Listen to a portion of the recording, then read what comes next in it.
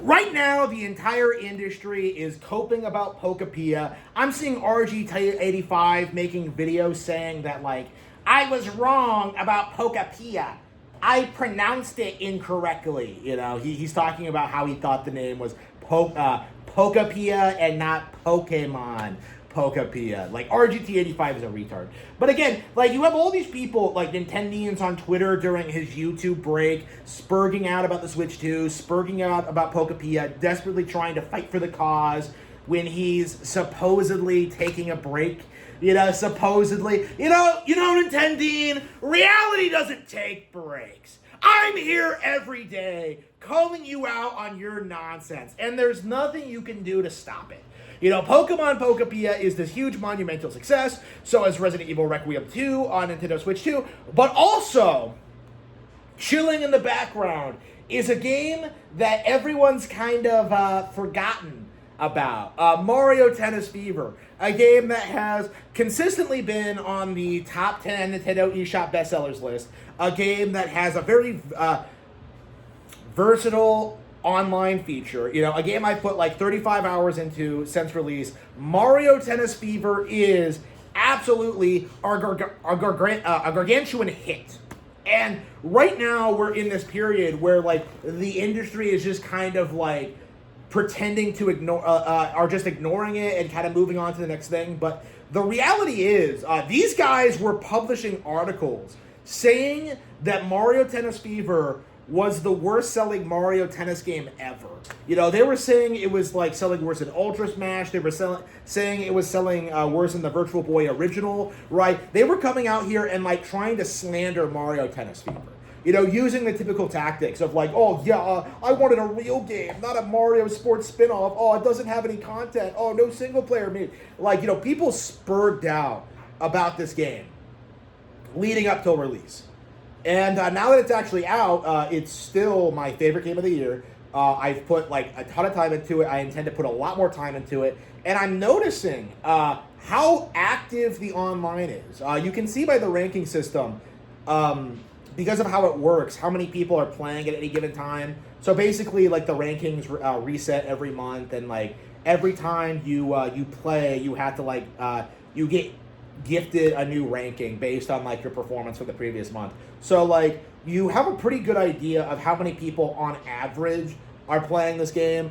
And there's a lot. If anything, it feels like there are more players now than there were at launch. And I think this is something that a lot of people don't realize about Mario Tennis, is that this isn't the kind of game that people will go out and buy day one, but it'll be like a consistent seller like for years afterward. If it sells like say 100,000 units a month worldwide, okay, like all year long, right? Like around that, like average that, like that'll be like 1 million units in a year. Like we've seen that like Tennis Aces has stayed pretty relevant. It ended up like selling 4 million units lifetime, because of just people just going out and picking it up randomly. Like, oh yeah, I don't have Mario Tennis yet, I'll just buy that.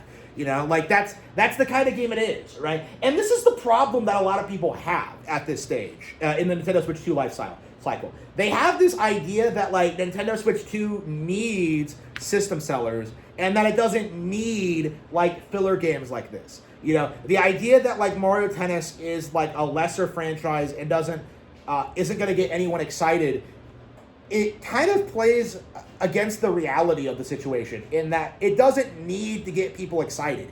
It doesn't need to sell consoles. Like, this is a game that people will go out, see on the shelf, and then buy in like the spur of the moment. Like, oh yeah, I want to play that.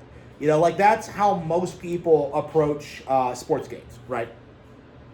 So like the entire issue that we had with Mario Tennis was that the online gaming community was treating this like a major Mario release, like it was like the new 3D Mario, when in actuality it was like something that was lower budget, something that was like made by a specific team for a specific purpose to fulfill a niche, and it did that niche very, very well, okay? Like, the reality is, like, Mario Tennis Fever has done very, very, very, very, very, very, very well for what it is, but the community is still in this mindset where, like, well, Mario Kart World sold 15 million units, and that's not very impressive.